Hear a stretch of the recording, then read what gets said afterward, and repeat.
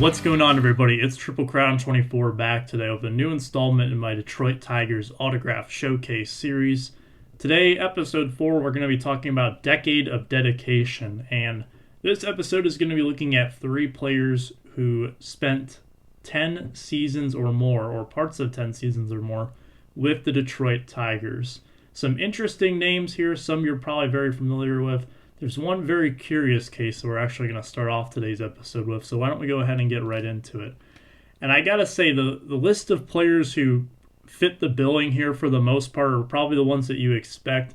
This one might surprise some people, but perhaps one of the most unsung heroes in Tigers history and one of the more underrated players, we have Bobby Higginson. Now, Bobby Higginson came up in the Tigers during kind of a weird time, and kind of the, I guess, 2 words to define Bobby Higginson's career with the Tigers would be bad timing.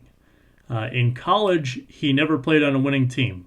Played college ball for all 4 years.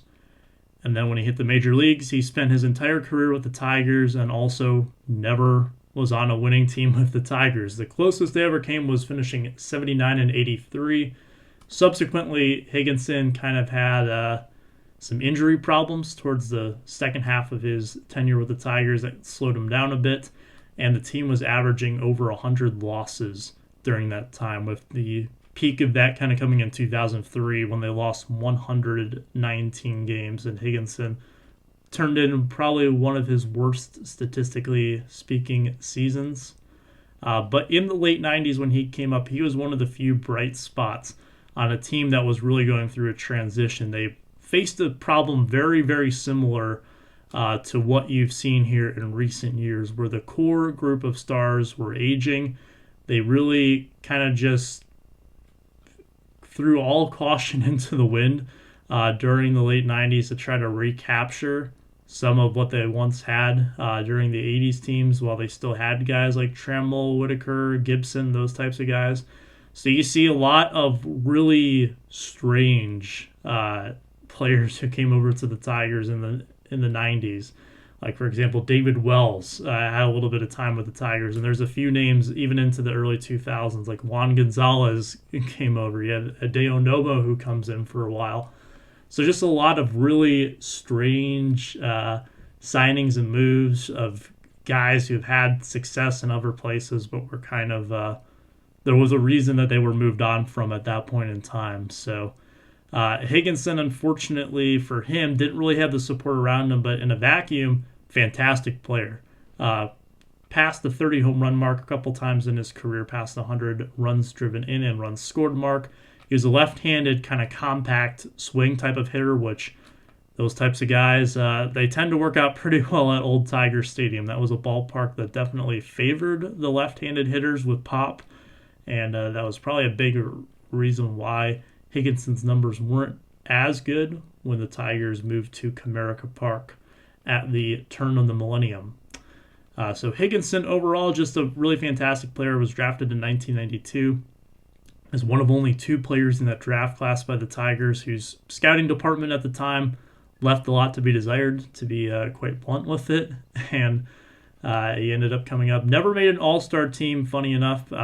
Just kind of bad timing with him. I would very much compare him to like a Nick Castellanos of more recent times with the Tigers, where he was a very solid player, a player that a lot of teams had checked in on for trade talks, and somehow Higginson just never ended up being moved. And then he kind of left Detroit before the Tigers really had a opportunity where they wanted to move him. And unfortunately for him, as well, as if the bad timing wasn't bad enough with when he came into the league, he retired during the 2005 season to kind of make way for some new younger guys.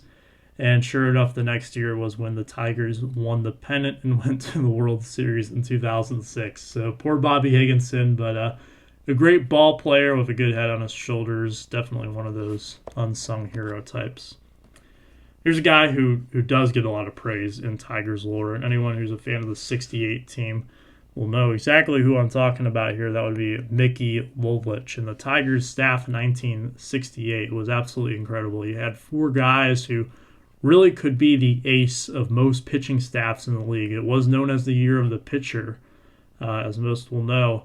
And one of the biggest foes of Lolich at the time was Bob Gibson. Now, Lolich kind of was one of the guys who put the team on his back in the 1968 World Series. He won 3 of the 4 games that the Tigers won in that series, including the Game 7 to complete the Tigers' comeback from trailing 3-1 and outdueling Bob Gibson, who had one of the most absolutely insanely terrific single-season pitching performances in 1968. If you look at Bob Gibson's stat line from 68, it is ridiculously good.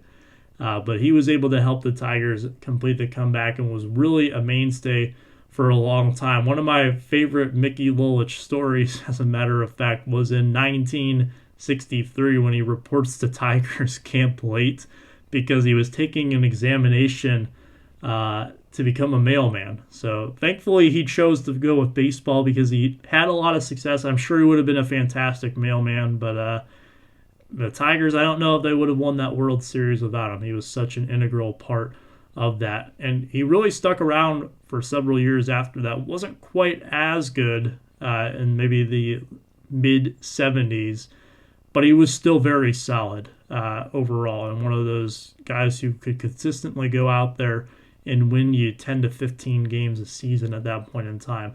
Now, he was traded to the Mets in the mid-70s, and from what I understand, really didn't get along with a lot of people out there. He then sat out a season and opened a donut shop in Detroit, kind of got screwed over by one of his business partners, came back into the league with the Padres for a couple seasons, and then kind of went back into his business endeavors. But Lolich was a mainstay in the Tigers' rotation throughout the majority of the 60s and well into the 70s as well.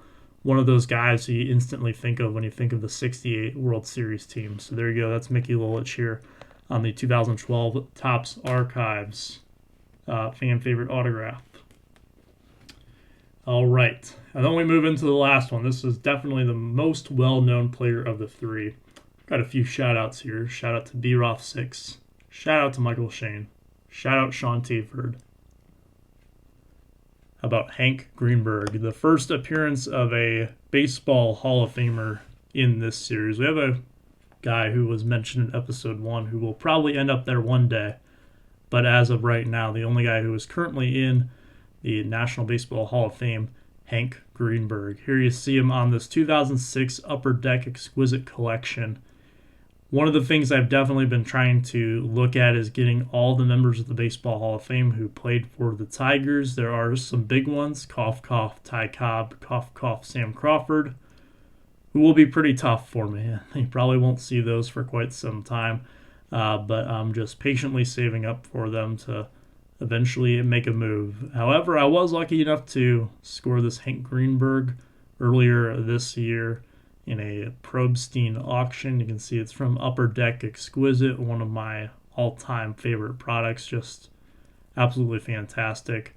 Cut autograph here. Already slabbed up as well when I got it, which is a bonus. I would like to have the majority of this collection slabbed up at some point in time, so you will see more and more slabs as this series progresses here. But Hank Greenberg, what could you possibly say about Hank Greenberg that hasn't already been said? Some people have been asked before, just through various activities, what would be your all-time Tigers team? If you couldn't put a DH in there, I would actually choose Greenberg over Miguel Cabrera as my starting first baseman. He came up with the Tigers in 1930 as a 19-year-old. He played in one game. He had one at-bat, and then he was unseen until he was 22 years old in 1933. And kind of came into the league right away with turning some heads. He batted .301 in 1933, which I guess is technically his rookie season then. And then from there just kind of takes off. He's consistently driving in 100-plus runs. He's hitting well over 30 home runs. In fact, his career high was 58, which is one of the highest totals the Tigers have ever seen. He did have a season where he knocked in 184 RBIs, which I believe is the team record for the Tigers, and he won the MVP award twice.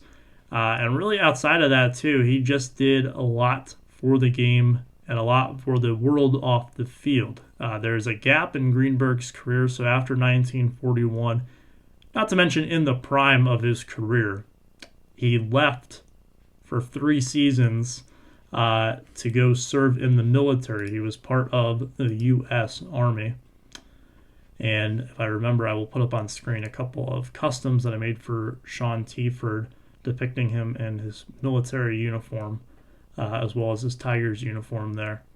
So he comes back after World War II when he had served, and he hits 311 in his first season back. And then the next season after that, he leads the American League in home runs and RBIs with 44 home runs and 127 RBIs. So just one of those guys who, he's away from baseball for 3 years, serving his country. Very selfless guy to, in the prime years of his career, essentially, he left to serve his country and was very well respected. Comes back and just absolutely dominates. So Hank Greenberg is one of the most feared hitters to ever wear a Tigers uniform. He did have a very brief stint with the Pirates. I shouldn't say that brief. He did play in 125 games for them over the course of the 47 season. But after that, he was pretty much gone. He was out of baseball after that. He did help the Tigers win 2 World Series. In fact, in 1945, which was his first year back from war, was the second time the Tigers had ever won the World Series in their franchise history. Their first title came 10 years earlier in 35, when really he should have had a pretty good shot at the Triple Crown, I would say. He did lead the American League in both home runs and RBIs. I don't know how far off he was for the batting title at that time, but he did bat .328, which in a lot of seasons, especially in today's standards, would put you right there towards the top of the league for the batting title. So I absolutely love this autograph. This image of him here with the multiple bats is one of my favorite Greenberg images. So the signature is pretty nice. I was very happy with the price that I was able to win this at when I won it at auction. And to get Hank Greenberg kind of crossed off my list of the guys who I wanted to get, definitely one of those when you think of Tigers Hall of Famers, aside from some of the members of the 84 team with Morris and Trammell, and then the big ones from the early days of the Tigers like Cobb and Crawford. Greenberg has to be one of the ones that come to mind. He's right up there on a lot of people's Tigers Mount Rushmores with guys like Al Kaline. So yeah, Greenberg, one of the all-time greats to ever wear the Tigers uniform. So there you have it. That is today's episode. Hopefully you enjoyed it. Let me know what you think in the comments down below. Appreciate you checking it out. I'll see you next time. Have a good one.